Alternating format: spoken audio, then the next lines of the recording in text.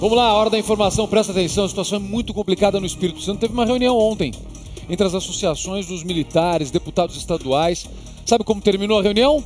Sem acordo. A polícia segue fora das ruas, ou seja, não tem policiamento. E a população está cada vez mais apavorada. Eu vou deixar uma informação aqui para você. Os policiais do Rio de Janeiro que estão com salários atrasados já estão falando, a gente pode fazer a mesma coisa do que os policiais do Espírito Santo. Você imagina. Roda o caso do Espírito Santo, a gente fala mais sobre isso. Vai lá. Moradores relataram trocas de tiros em vários bairros da Grande Vitória. Corpos ficaram espalhados pelas ruas e, para piorar a situação, o Instituto Médico Legal está com a sua capacidade lotada. Os terminais de ônibus aqui de Vitória estão desse jeito. Pouquíssimas pessoas, quase nenhum ônibus circulando. Nas ruas, a situação também não é diferente. A população capixaba está com medo. Mesmo com a presença da Força Nacional e do Exército, nós vemos essas cenas. Todos os policiais militares do Espírito Santo estão escalados para responderem ao seu serviço, às suas escalas de serviço, fora dos quartéis. Os policiais que tentaram sair foram impedidos por familiares na porta do quartel. Não é cabível que a gente tenha a possibilidade de ter uma polícia submetida a um movimento dessa natureza e impossibilitada de sair dos seus quartéis da forma que nós estamos vendo. Em Guarapari, houve conflito entre a população e os manifestantes. Policiais à paisana impediram as agressões. Sem policiamento nas ruas, o Espírito Santo continua nas mãos do crime, com desordem e insegurança. Vamos até Vitória, vamos conversar com o repórter Fabiano Rossi, que está com a gente ao vivo acompanhando esse caos desde segunda-feira. Meu amigo Fabiano, obrigado por participar mais uma vez. A situação é caótica. Eu digo a você que eu acreditava num acordo ontem. Eu falei, não, acho que agora vai sair um acordo, mas sem chance, né? Bom dia. É verdade. Bom dia, Zucatelli. Bom dia a todos que nos acompanham no Melhor para Você. A situação continua caótica. É o 5º dia de paralisação dos policiais militares aqui no Espírito Santo. Ontem, inclusive, nós chegamos a anunciar, Zucatelli, no jornal Rede TV News, que os policiais da Rotan e também dos batalhões de Vila Velha, de Cachoeiro, São Mateus e Guarapari já começariam a retornar às ruas, né? Porém, essa informação foi divulgada pela CESP, pela Secretaria de Segurança aqui do Estado, e os policiais realmente parece que saíram, né? A informação que nós tivemos é que eles saíram dos quartéis, mas retornaram, se aquartelaram, né? Segundo o governador Paulo Artung, o governador que está licenciado, né, com licença médica, o governador em exercício agora é o César Colnago, que é o vice-governador. Hoje pela manhã, numa coletiva para a imprensa, ele disse que essa reunião que teve na Assembleia Legislativa entre os deputados estaduais, né, 20 deputados estaduais, e também as mulheres as esposas, né, dos militares, isso talvez tenha atrapalhado um pouco as negociações, porque eles sentiram que teria uma chance ainda dessa negociação continuar, o que não aconteceu, né? Os policiais retornaram aos quartéis e a insegurança continua solta aqui no Espírito Santo, Zucatelli. Olha, Fabiano, eu vi uma imagem, a gente tem até essa imagem, Barulho, não sei se essa imagem está no ponto aí, eu vi uma imagem de alguns policiais fardados. E aí um deles dizia, a gente vai tentar sair para trabalhar. Eles chegavam e aparecia uma suposta negociação entre os policiais e as esposas ali, as mulheres, as famílias, que impediam a saída dos policiais do batalhão. Você deve ter visto essa imagem também. Eu estou desde segunda-feira aqui defendendo o aumento do salário dos policiais, não só no Espírito Santo, mas em qualquer lugar. Eu acho que o policial tem que ganhar muito dinheiro, tem que ganhar direitinho, tem que ganhar o que é certo, tem que ser muito bem pago. Eu penso isso e defendo isso. Agora, a gente não precisa também fazer esse tipo de cena, né, Fabiano? Porque a gente acreditar que os policiais chegando ali na porta, fardados, eles fazem um pedido para trabalhar, ninguém deixa, eles voltam bonzinhos, também não é desse jeito, né, Fabiano?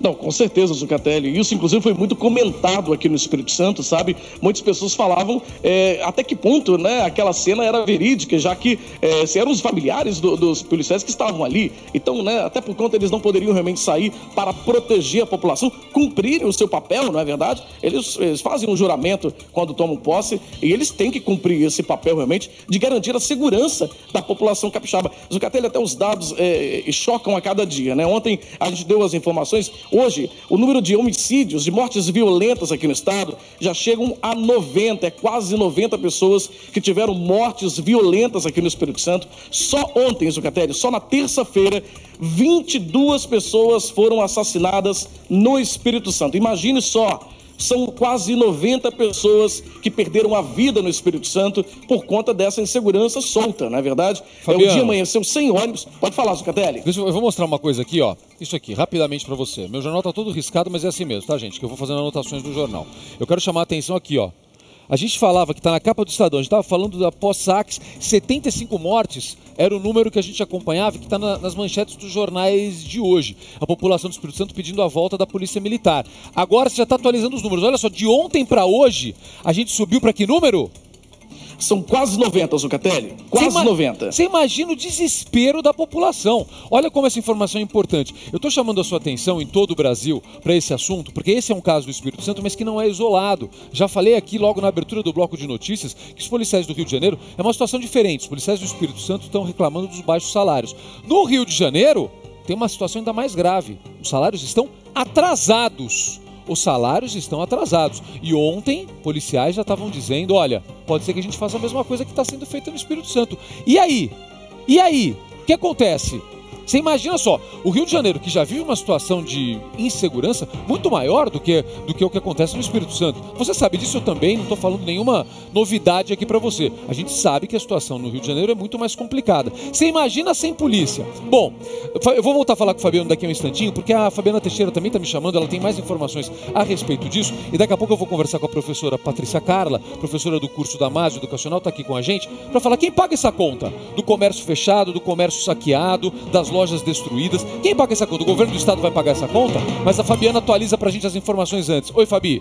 Olha só, Zuca, hoje várias cidades do Espírito Santo amanheceram sem ônibus, isso porque ontem, quando os ônibus tentaram sair às ruas, muitos foram assaltados. Então hoje o Sindicato das Empresas de Ônibus decidiu que a frota não vai circular. Comércio continua fechado, os postos de saúde e também as escolas, ou seja, a vida no Espírito Santo realmente está muito comprometida. O governador deu entrevista e falou, Paulo Hartung, que está licenciado, disse que o que está acontecendo no Espírito Santo é uma chantagem e comparou a situação que a liberdade do cidadão capixaba estaria sequestrada. É isso que ele disse em depoimento na primeira entrevista que ele deu, ele que estava em tratamento para um câncer de bexiga aqui em São Paulo e já retornou ao Espírito Santo. Zuca. Fabi, eu vou fazer um apelo aqui.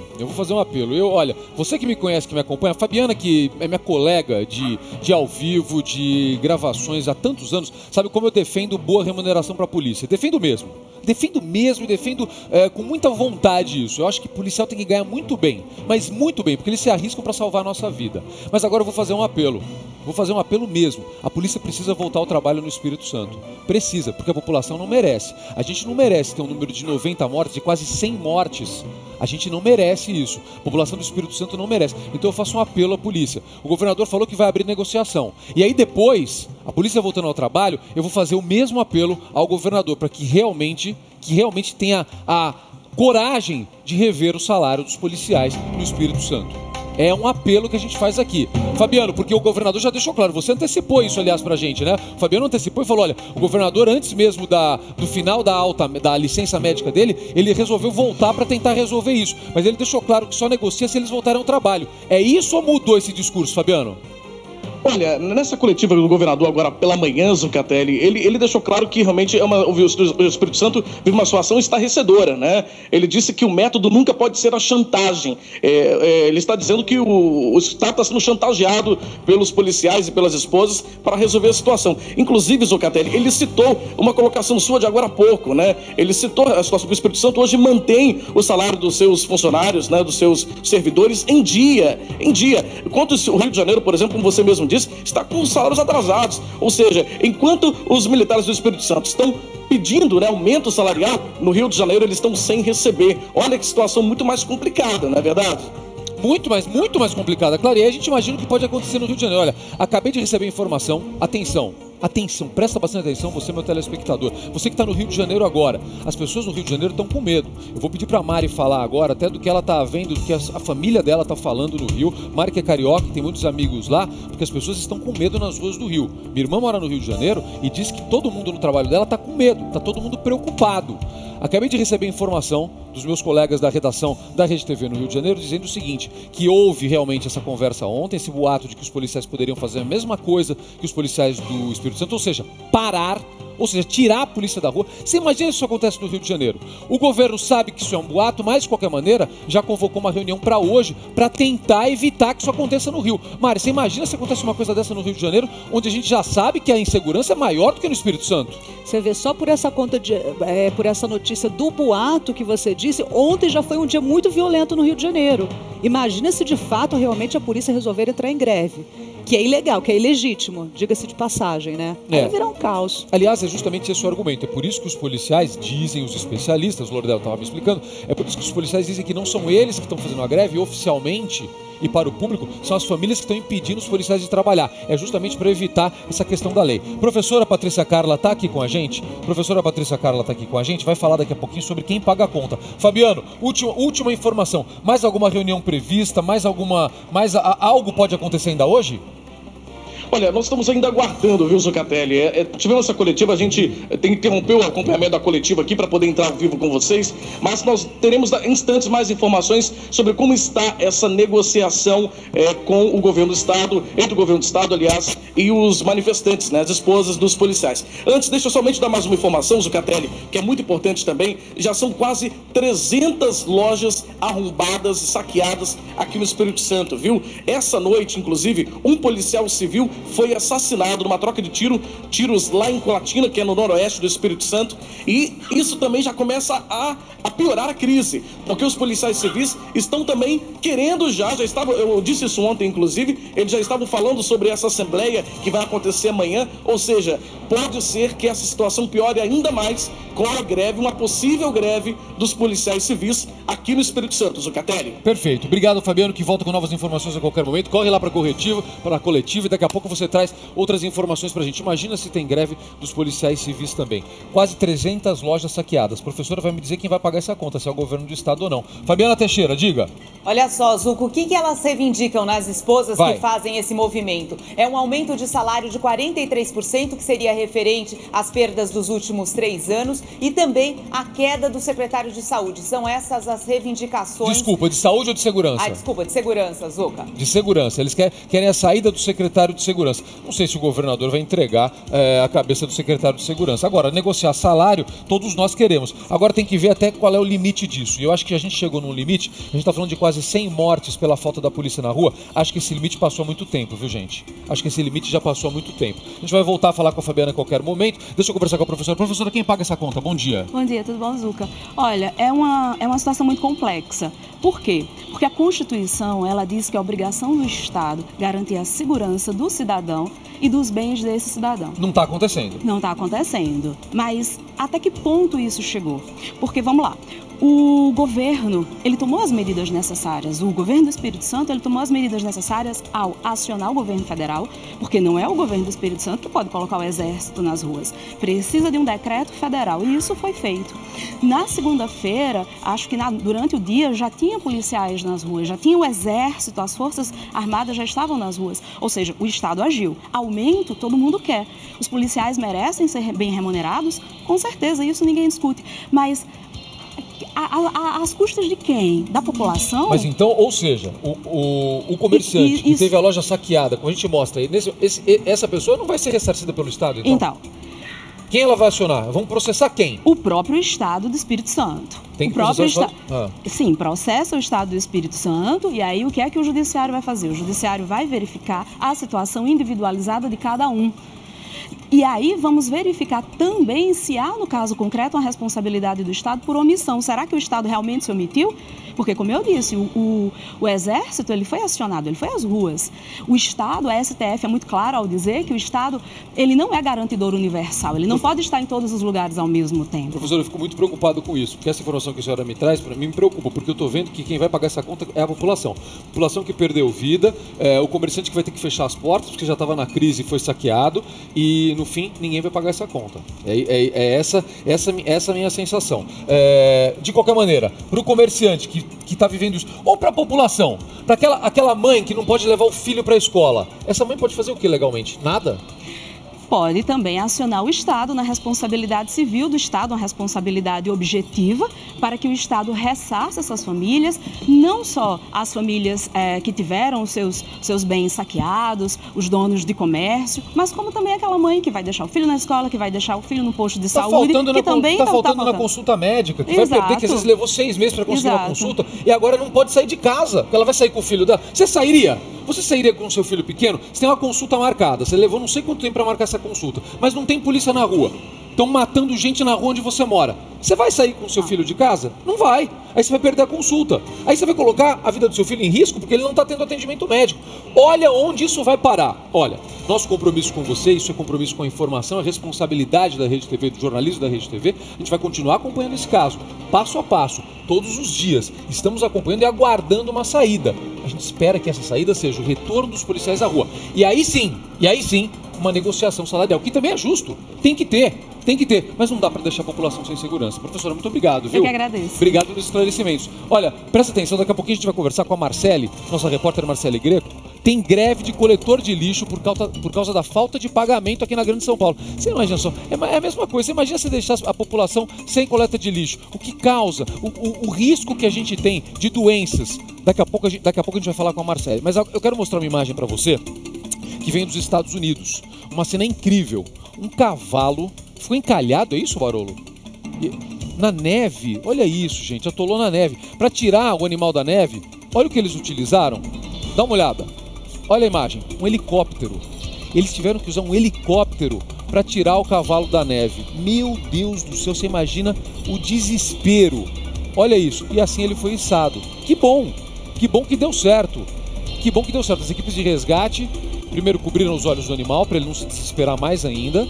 E aí prenderam um cabo na barriga dele, com esse cabo. Ele foi elevado, foi encaminhado para um local seguro, onde se recupera dos dias em que esteve sob as nevascas. A operação foi um sucesso, foi complicada por causa da grande quantidade de neve, e claro, a inclinação do terreno, né, gente? Super difícil, mas um trabalho de sucesso de resgate. Olha, antes da gente falar sobre a outra greve de lixo, daqui a pouco a gente fala mais do Espírito Santo, um casal de turistas paraibanos foi multado em R$20 mil, acusado de crime ambiental. Sabe por quê? Porque eles capturaram ali um filhote de tubarão numa área de preservação em Fernando de Noronha. Vou falar sobre isso, estive em Noronha em dezembro. Vou falar sobre a seriedade da fiscalização lá. Roda. Primeiro a mulher aperta o peixe. Ele reage com uma mordida e não solta o dedo dela. Pegou o dedo, foi? Tem uma faca? A boca dele? Eita, abre a boca.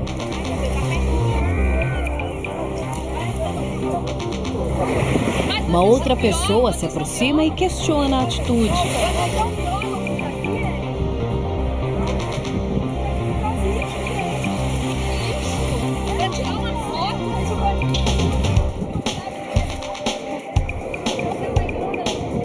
O caso será encaminhado ao Ministério Público.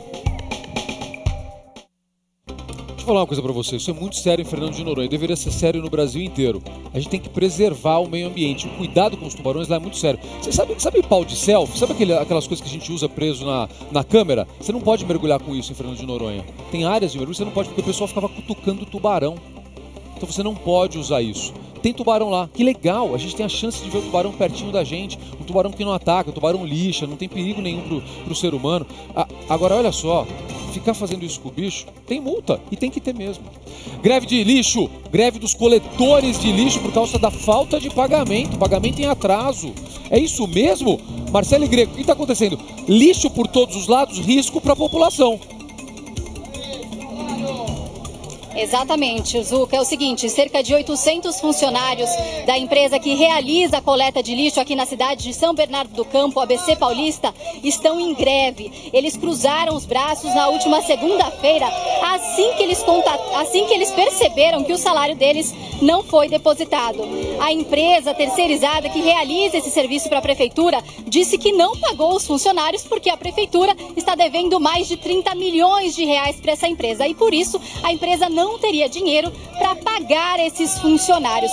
Eu converso agora com o presidente do sindicato da categoria, o senhor Roberto Alves da Silva. Senhor Roberto, vem aqui por gentileza. Me diz uma coisa, já tem algum tipo de acordo entre vocês e a empresa? Não, por enquanto ainda não saiu nenhuma proposta de data de pagamento do salário. Falei com a empresa agora, ela disse que ainda hoje senta para ajustar uma data para fazer o pagamento. E não tem nenhuma previsão para o fim da greve? Não tem previsão, só depois que a empresa se comprometer que dia que vai pagar o salário do pessoal. Tá certo. Zuca, é o seguinte, de acordo com uma nota da Prefeitura, a Prefeitura diz que já repassou mais de 700 milhões de reais para essa empresa e que a empresa deveria, sim, ter condições de pagar os funcionários.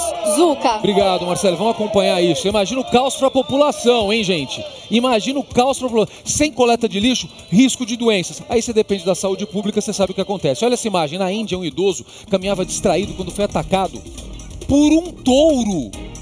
Mostra aí. O animal andava ao lado do homem. E aí, derrubou o cara.